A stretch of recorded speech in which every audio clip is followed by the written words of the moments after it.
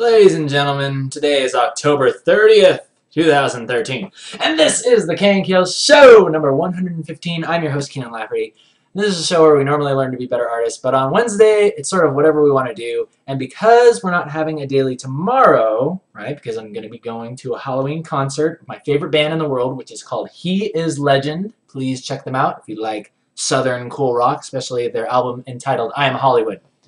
But besides that, we are going to be talking about the journey, right? Because today also marks a very important day in the history of Emma-san, right? My very own comic, right? Today is Emma's birthday, and we are going to be talking about the journey so far. Wow, yeah, I think I could have lengthened that sentence any longer. Okay, so anyway, let me first take a stroll down the Emma Lovely lane because we get that's awesome freaking concept art coming in from Alicia as usual. She does so much cool stuff. Really like that a lot. And this really awesome drawing coming in from Ozzy Burke. Really like his subtle changes to the style that he makes, and he makes it his own. And I think it's very, very awesome. In some ways, I kind of like it. In some ways, I might steal a couple of those things out of there, Ozzy. So that's freaking awesome, and thank you guys very much for submitting stuff to the Emma Online Comic Facebook. For those of you who like to draw fan art and who enjoy the comic, please consider sending it in. Okay, so and for those of you watching on YouTube, you can click the link down below if you want to check out all the fan art, all the awesome fan art. All right, guys. So basically, what we're talking about today is the journey, things that I've learned, and you know, the upcoming release of issue 3, right? Because we're about to release that, and that's going to be really fun. So I thought a really good way to do it would be just to like kind of just go through the pages really quickly. And I mean, I know I've done director's commentaries before, but this is kind of just, let's just go through the beginning and let's go all the way through what's happened over the year, and let me talk to you guys about some of the things, some of the challenges that I faced, and some of the things that I felt worked really well, and sort of some of the preparation that went into making this comic. So the first thing that I want to tell you guys about is, you know, if you go to the site, you know, obviously you see the cover right here, right? But I didn't make the cover first. I actually made the cover after everything was sort of coming together. And that leads us to, look, that leads us to just kind of the beginnings of the comic. Like, why did I even decide that I wanted to make this thing? Why did I even decide that I wanted to make a comic? And I've had the idea that I wanted to make a comic for years, right? A lot of you know back when I was in even high school, I think junior year in high school, which would have been way back in 2004, so almost 8 years ago, I had a dream. I had this idea that I was going to make a comic, right? But it wasn't Emma quite yet. It was another comic that I had in mind of this demon hunter girl, and her name was Shade. And it was a really cheesy story, you know. It's like the cheesy, you know, cliche. Parents get killed by the demons, and then the girl vows vengeance against the demon lord, and then she tracks him down, or like hunts for him for the rest of her life or whatever, and then finds him, kills him, frees her parents, and then, you know, sets their souls free. All that good stuff. But I thought that with such an amazing story like that, I needed to come up with another idea, so, you know, I didn't have to be so attached to it, right? Because Shade was like my main baby, and I was like, oh, this story is so good, right? Nobody's ever done something like this. And I was all thinking it was the best thing ever. But anyway, so I was like, okay, well, I got to come up with something. This is kind of like a side comic, something that I can kind of experiment with. And that was where Emma came in. Emma came in because she was originally just like this drawing. A lot of you guys have seen that original drawing of the girl, just basically Emma with the axe on her back, and it's got these zombies in the background coming after her. And I was like, oh, that would be kind of a cool comic. Little girl versus the Walking Dead. So that kind of stayed up in here, fermented in my mind, my tiny little brain up in here for years. And while I was working at Riot, I learned all kinds of awesome techniques that I could use with making a comic. Because one of the biggest things, I mean, making a comic is hard. It is so hard. Because seriously, I was like, okay, I'm just going to sit down and I'm going to draw it, right? I was thinking I was going to make Shade. I was like, all right, I'm going to sit down, I'm going to draw Shade. And I was like, well, wait a minute. How does he even start? What's the narration style? Is it going to be kind of like, is it going to be kind of like her telling the story, like first person, and then we're kind of like watching a montage of, you know, getting caught up with the history, and then we jump into the now, and like, can you even do that? Like, I didn't know anything about storytelling. I don't know anything about narration. there was all these challenges that came in, right? So I was like, all right, well, maybe the first thing I got to do is write a script. So I sat down and I started writing the script for Shade. And it was so hard. It was so hard. And it was so bad. It was like the crappiest thing. It's just so loaded with like cliches, and it's just boring and stupid and predictable. But and I only wrote like the first couple issues. But the good thing about that I learned was that I'm not the best at writing stories, and that's okay. It's okay not to be the best at writing stories. I was just focused on, I just want to draw cool pictures. I want to draw cool stuff. I want to draw this chick fighting demons, right? And that was all that I cared about. Like, the story just doesn't even have to make sense as long as this is happening. But unfortunately, a lot of comics that are just really visually impressive but lack story or character development end up being kind of flops. And I didn't want my comic to be that, right? I wanted mine to be different. I wanted mine to be unique, and I'm sure everybody wants that too. And Emma might not be that unique, but the point is that I realized that I sucked at storytelling, right? But at least I did it. And this goes back to a couple other Thoughtful Thursdays that I've talked about being willing to do things badly at first, being willing to just jump into it, and notice that you can get frightened by it. You can get frightened by it in the beginning. And you can, because I tried this thing and I failed miserably, and I was like, whoa, I'm not going near that again, or maybe I'm just not meant to do this. Maybe I'm just not meant to make the comic. And then that remained my mentality. That remained my mentality for years. And I was like, okay, well, I should just continue pursuing this dream of working in the industry, right? And then I got that. And a lot of the times, people see me quitting the job is like, well, why did you quit? Did you not like it? Did you feel like it's a waste of time? Should I even worry about getting in the industry if you quit? And the answer is yes, of course you should, because what I realize now is that the experience of working full-time in the industry at a studio was a part of the puzzle. It was a piece of the puzzle. And the things that I learned there, the people that I learned there, and it's not just because I got connections or anything. It's like the connections mean jack squat, really. It doesn't really matter. You'll start to understand that. I mean, sometimes people say it's all about who you know, and that is kind of true, but you really only make lasting connections. You really only make super good connections every once in a while. Right? So I guess it's good to kind of sift through, it's just like work with the masses, make all these connections. And then the really awesome ones, the people that really care about and are interested in what you're doing, let them be attracted back to you instead of you trying to be like, oh, hey, do you remember me? Oh, hey, yeah, I'm doing this now. Can you help me? Can you help me spread the word about this comic, please, please? And instead of begging people, just let them come to you. Okay, so anyway, where was I going with that? It was a piece of the puzzle, okay? And it was a necessary thing that had to happen for me to realize how badly I really wanted to make my own thing again. How badly I just desired that freedom, that creative freedom to create something of my own. So I set out and I began just writing down the beginning of the story. And I told myself, it's like, you know what? I tried making a story before and it sucked. But you know what? I'm just going to get this comic out and I'm going to make all the mistakes here. And I've made plenty of mistakes on Emma.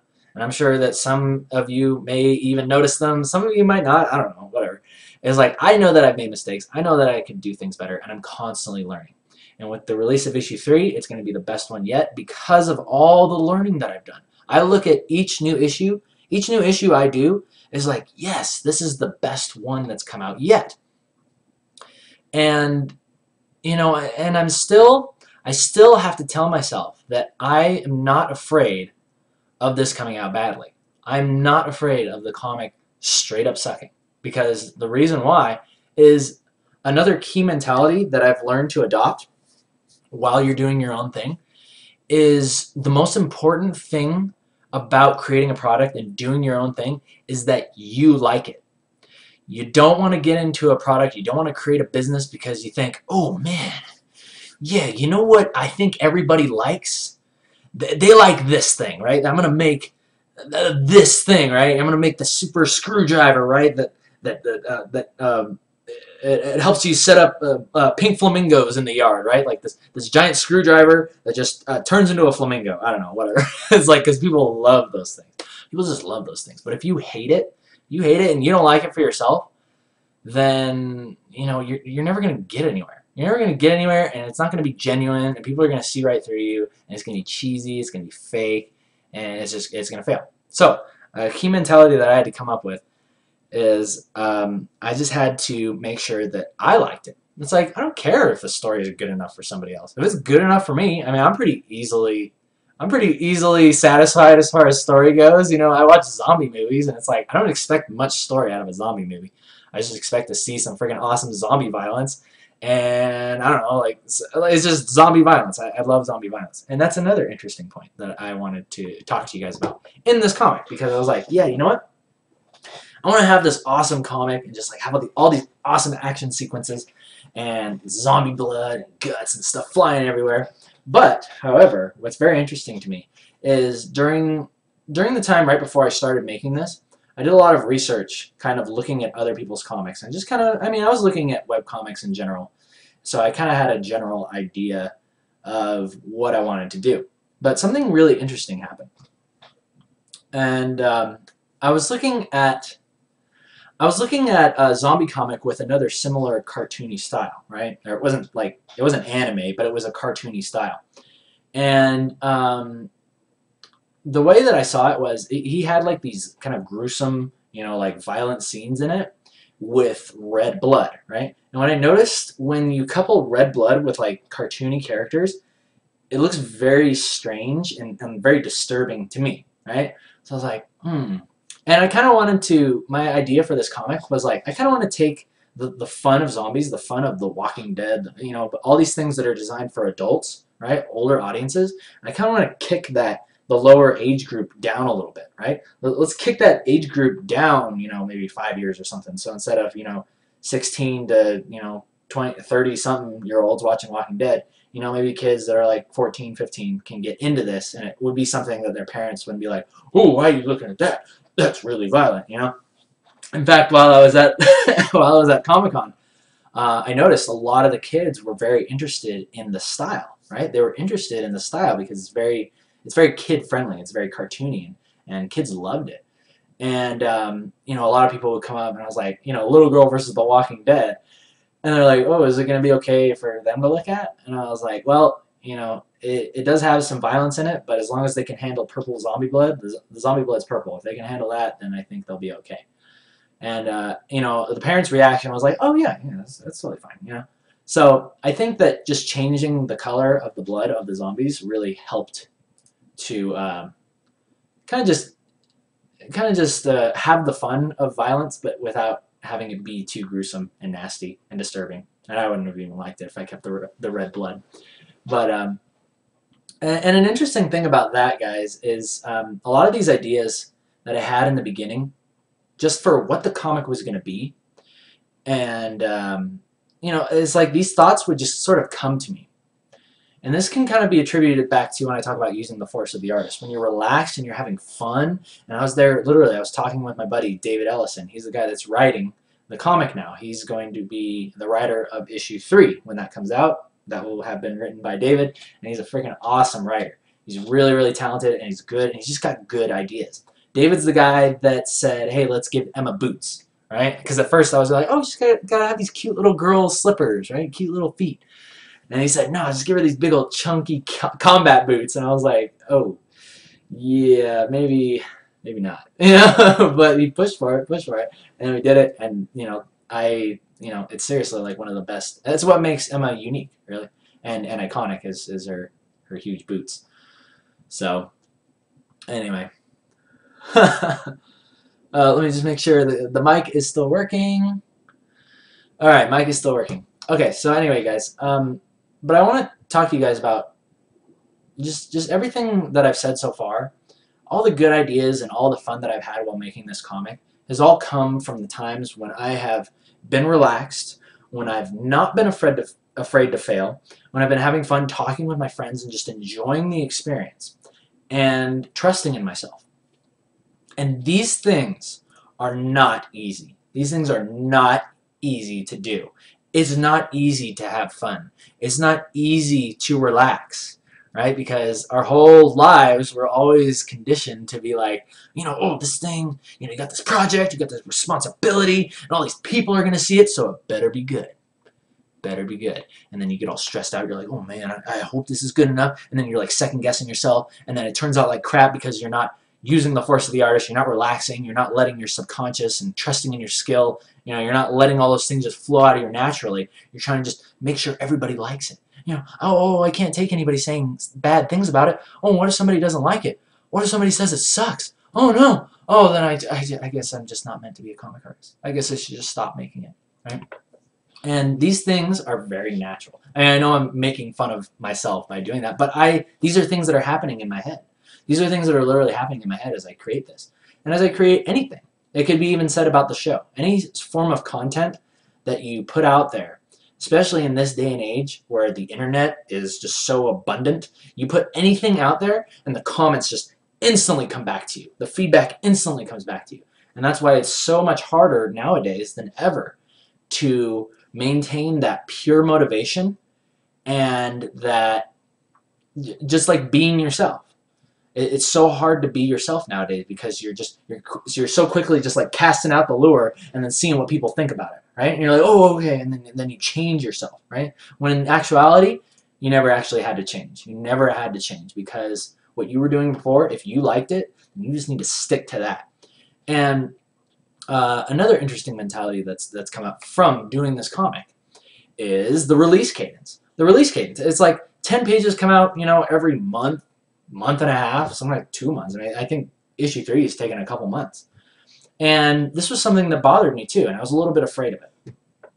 And the way that I realized to kind of get past this was, I just realized, I'm just trying something different. I like releasing 10 pages at a time. If people have to wait for months to see it, they'll come back and see it anyway. You know, it's like people who like Emma enough to really be interesting to me, like the people that care about my comic that I will care about back are the people that know who I am, the people who know why I'm doing this, the people that maybe watch the show every now and then, you know, and then that's the consistent content that people are getting. So I would say that if you guys ever made a comic like this and you like the style that I'm doing here, where it's like the scrolling pages, because nowadays everybody loves to scroll. Everything's scrolling. Facebook is scrolling. Tumblr scrolling. Instagram scrolling. There's no more of this, you know, like look at one page and then click the thing. Look at one page, click the thing. You know, you just, I really feel like that is a dead style of comics. It's just going out. It's going to go out. And the other thing that's good about this is that there's no more, it allows you to get fully immersed into the story and into the atmosphere. And that was something that I decided was going to be one of the most important things in this comic, even above story. I mean, I got somebody else writing the story now, so I don't have to worry about that. But for me, as an artist, my most important job is to get people into this world. Get people here, looking at the characters, imagining it, being in this comic. Because I feel that if I do that, that's going to create a very unique experience that cannot be found with a lot of other comics. So, oh, hey, that's cool. I didn't realize mods get a special icon. Ooh. Can I give icons to people who subscribe yet, or is that something else? Because I've been wanting to set up subscribers, but I want to give special icons like Day 9 has, but I don't know if I can do that. Alright, whatever. We'll just figure that out when the time comes. But, anyway. So, like I was saying, I was worried about people getting bored. I was worried about me releasing 10 pages and people would be like, oh, that's so amazing. Oh, when's the next one coming out? What? 2 months? Oh, forget it. You know, and they just walk away and not care. And you know what? I don't care about those people. They're not interested enough into what I'm doing for me to care. And I'm not making it for them. I'm making it for the people that are interested not only in the comic, but they're interested in the show. They're interested in why I'm doing this. And they're interested in the community. Because the community is freaking awesome. You guys are freaking awesome. These people over here are the freaking bomb. And I love them because they create art. they're inspiring. Like the art that you guys send in, not just the Emma site, the Emma Facebook, but just to the KNKL page. Like everything that you guys say and everything that you guys do, it just like it gives me these ideas, and it just makes me feel so excited and thankful, right? Really, really thankful that I could have people that care about what I'm doing and want to be a part of it. And yeah, it really means a lot, and I'm really grateful for that, guys. So thank you. Thank you very much. But where was I going with that? Yeah, so keep inspiring me. As much as I like to hear that I help you guys out with things and that I might inspire you, like you guys really inspire me too. So keep on keeping on. Keep on keeping on. Okay, so we're finishing up issue 1. I remember when I finished issue 1. I actually remember the day I did it. And that was just it was such an interesting day because, like, a couple things. Okay. Even before I finished issue 1. Issue 1 part 2, right? This one back here.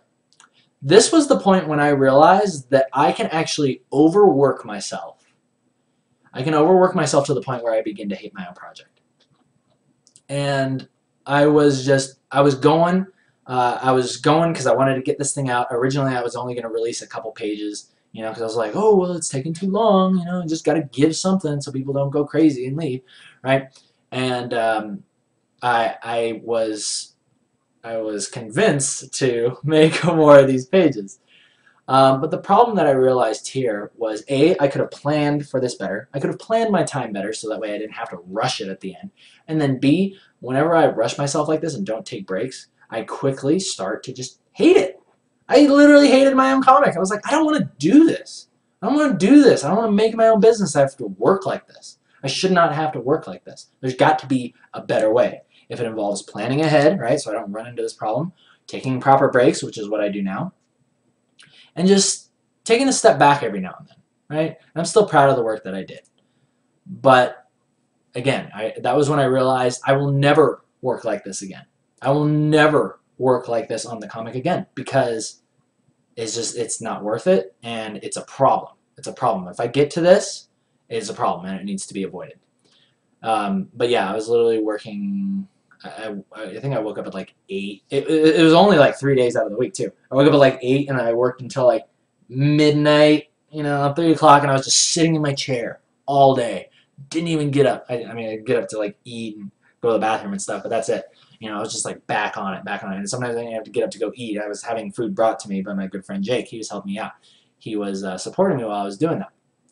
But yeah, again, I realized that you got to be really careful. You got to be really careful with balancing, right? Because, you know, obviously you can be really lazy and not do anything. That's bad. But then you can actually work too much, and then you freaking burn yourself out. That's bad too. So I'm very quickly starting to realize that life, in a lot of instances, is not about the extreme on either end. It's all about balance. I think when you balance yourself perfectly, it seems like things just tend to come to you, right? The inspiration comes to you.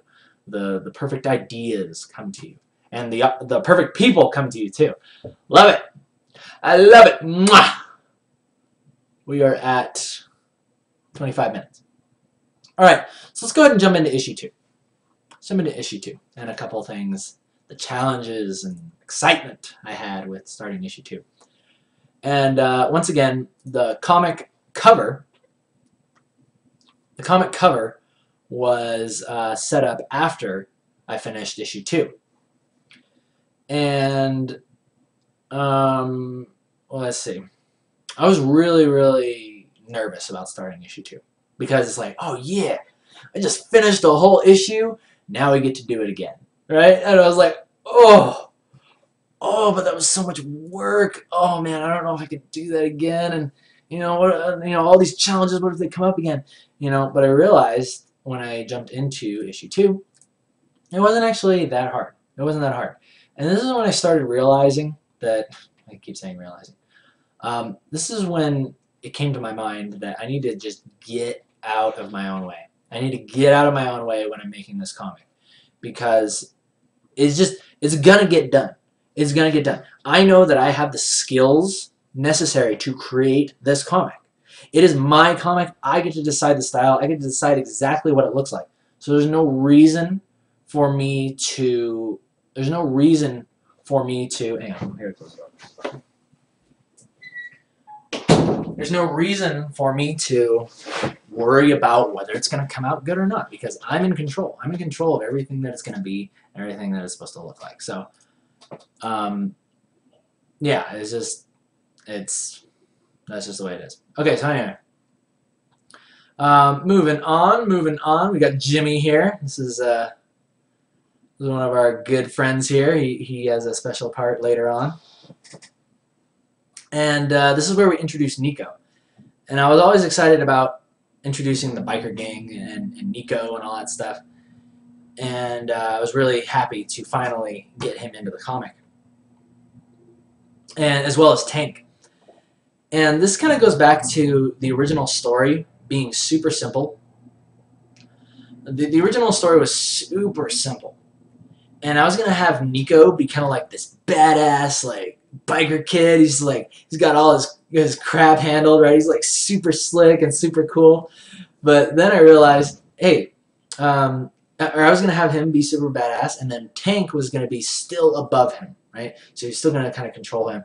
And that kind of still translated into Nico's character. He still likes to try to act cool. He likes to act like he's in control when he's really not. And Tank gets to kind of push him around. So this was a lot of fun. Oh, and the other fun part was when I started issue 2, I was like, oh yeah, well they're a biker gang, so I guess I got to learn how to draw bikes. I never drawn a motorcycle in my life. So I had to sit down and I had to sketch out simplified bikes. And in real life, this thing would never work. Like, you can't have the bar over there and then the handlebars. Like, you couldn't move the wheel. So that's a little bit of a mistake that was later on corrected. You'll notice that Tank's design of his bike kind of changes, but it's just like, whatever. It's a bike, okay? It's not that big of a deal that it's realistic, right? Same thing with the shotgun, right? It has 2 sights on it. Somebody pointed out that, they're not made that way, or whatever. I don't know what I was thinking. Elmer Fudd from Looney Tunes, he has a shotgun like that. So, but the point is that you just don't worry about stuff too much. Just get it done. Get it done.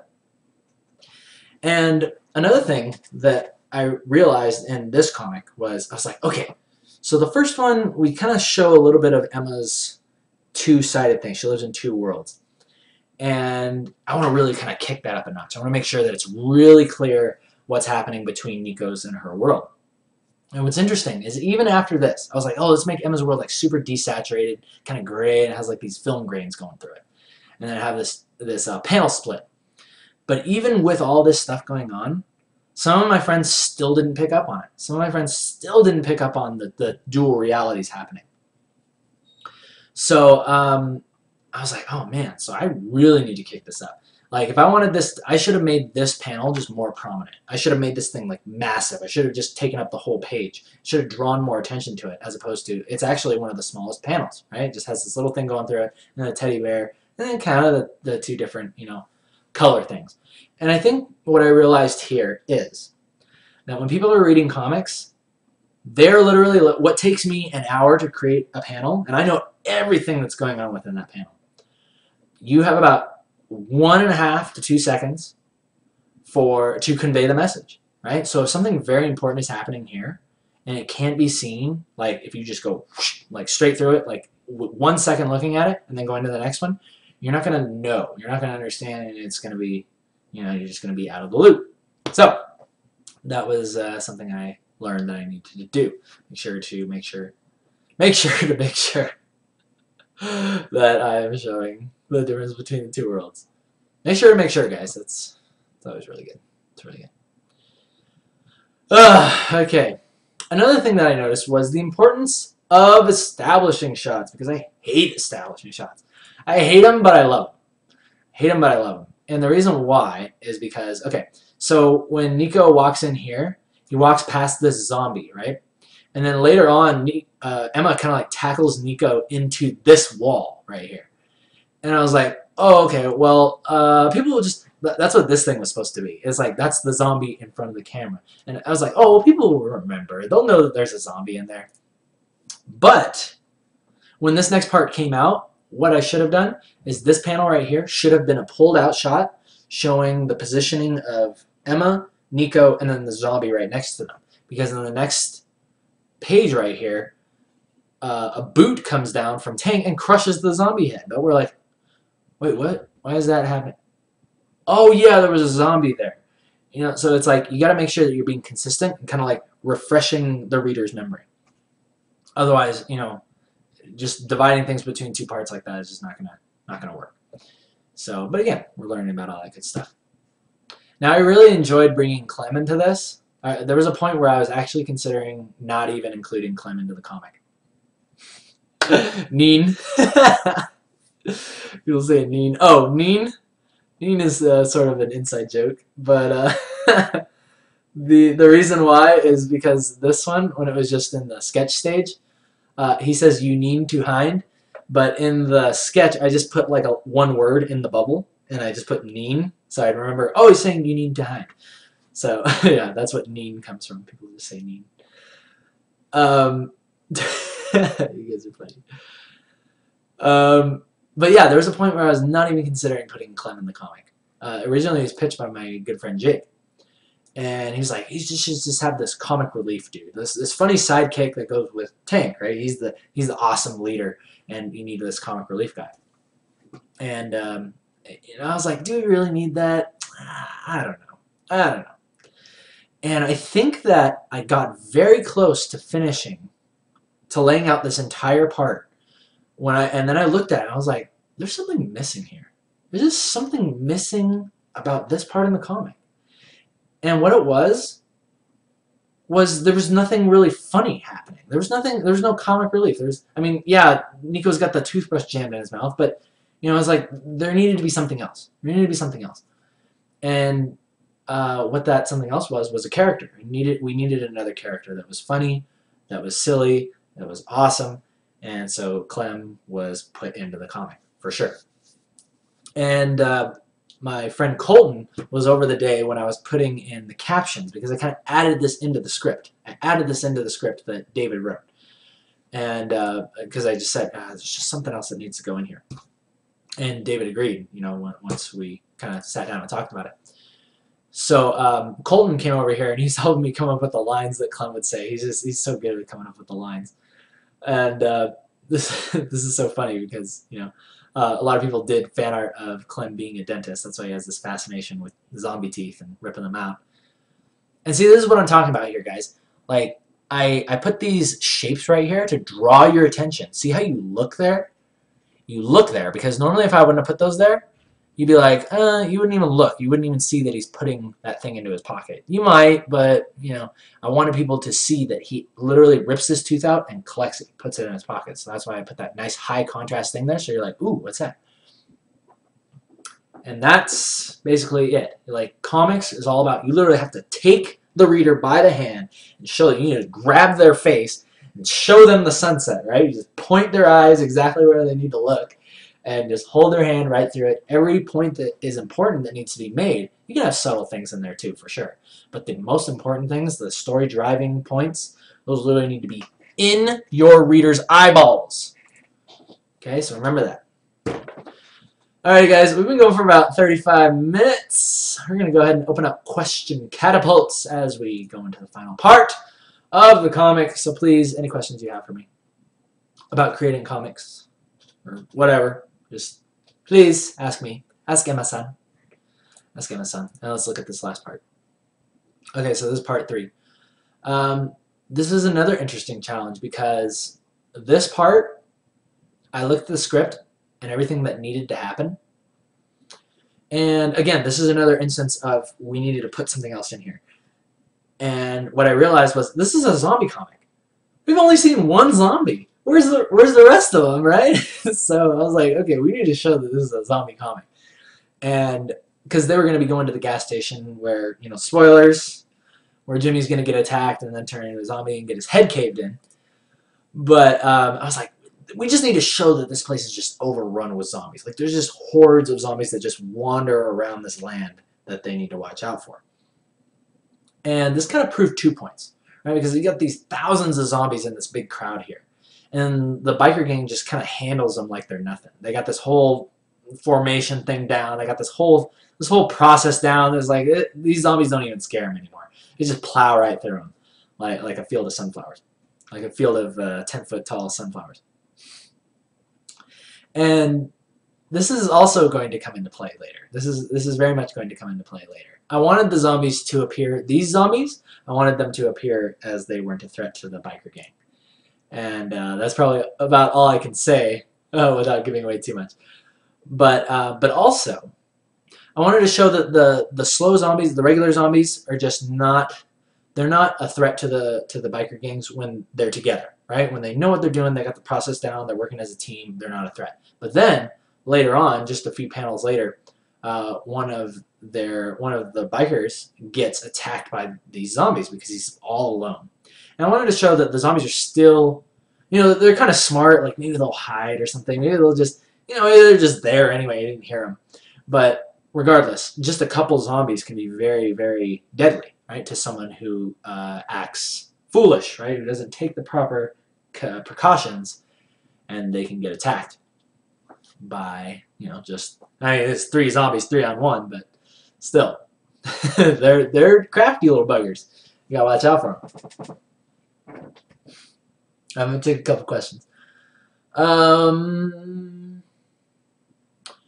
Big Butt is asking, there's a character I wanted to draw. A few ideas I had in mind, but I can't come up with an actual pose or anything to put her in. How do I do that? As far as posing and clothes go, I really like just the way that I did it for Shade was I was always trying to come up with her costume, right? Because she was going to be like a normal girl, but then she's also a demon hunter, so she had to have this demon hunter, like stealthy leather outfit that was also really sexy, right? And one of the biggest things, this might help you out, Captain Big Butt, is realize that if you're going to make a comic, simplicity is going to be key. Simplicity in your designs and the clothing and all this stuff is going to be very key because you're going to be drawing these characters hundreds and hundreds and hundreds of times. And if you have a complicated character, it just takes more time. I can only imagine how much time Emma would take if these characters were more complicated. Right? There's still, I mean, there's color, right? I knew that color was going to be a big thing about this comic. It was going to take more time because you got to mask everything out. You got to consider, the values. Is everything coming through properly? You got to draw all these skies. I made a joke the other day. I was like, by the time I'm done making this comic, I'm going to be a master of painting clouds and painting skies because there's so many, you just got to draw these gradations and things happening with the clouds. But back to what I said. When you're creating a character, creating poses and stuff like that, obviously there's the fundamentals with learning the body and posing and all that stuff, movement. But simplicity is very important when you come up with a costume. And basically the way that I think about it is Emma just has this purple dress. She just has this purple dress, and the thing that makes her iconic is, it could be said the little hair shape and the little hairpin. You just see that hair shape and the hairpin, and you'll know it's Emma. And these are the things that you want to think about. It doesn't have to be exactly this style, but like I said, don't worry about, I was drawing all these buckles and, like leather straps and like this big old, detailed samurai sword on Shade, when I was trying to come up with her. And I was like, oh, there's no way I could draw this over and over and over again. It's just like, it wouldn't work. It wouldn't work. I just didn't want to do that. So, simplicity. Okay. Next question. Lion Hoof is asking, he got his hands on a Intuos 5, but he doesn't have anywhere to put it unless I get rid of my keyboard. I don't have enough space to put the two together. Do you have any ideas on what I should do? Oh, great question. And an interesting one at that. Because the way that I set it up is, actually, let me show you guys. This is the way that I do it. Ideally, you're going to want to get a desk that just allows you to place your tablet beneath your keyboard. Let's see if I can actually get this thing out. Oh, okay. So see this right here? There's my keyboard, and the way that I'm working on this desk is it's actually it actually goes in and out, right? So I can just pull it out, and then here is my keyboard, and then right below that is my tablet. Okay, so The reason why I like this is because as I'm working, right? As I'm working, I actually like to keep my fingers on these two keys, the brackets, because that's my brush. That's my brush adjuster, and then Alt and all that stuff for when I'm blending. But you can actually, like, if you have an Intuos 5, you can set these keys to do that for you. You know, I just don't like it because, like, my hand's here, one of my hands is here, and the other one's like drawing here, and it just feels really weird to have both my hands that close. So theoretically, you can do it without a keyboard. But the way that I like to work is I just like to have the keyboard right above the tablet. So if possible, invest in a new desk or get used to the handy dandy little side buttons that came with your tablet. Alrighty, people. We're going to go ahead and end today's show, 115, Emma San's birthday. Oh, did I even show you guys this thing? Oh, yeah, I think I did. We're going to end Emma San's birthday. I mean, we'll continue through the night. We're going to party through the night, right, peoples? But thank you for joining me live on Twitch as usual. People on YouTube, thumbs up if you like it, thumbs down if you don't. My name is Kienan Lafferty. I will not see you guys tomorrow. Remember, going to the Crazy He Is Legend concert. You guys take care. I'll see you Monday. And until then, you guys take care. See ya.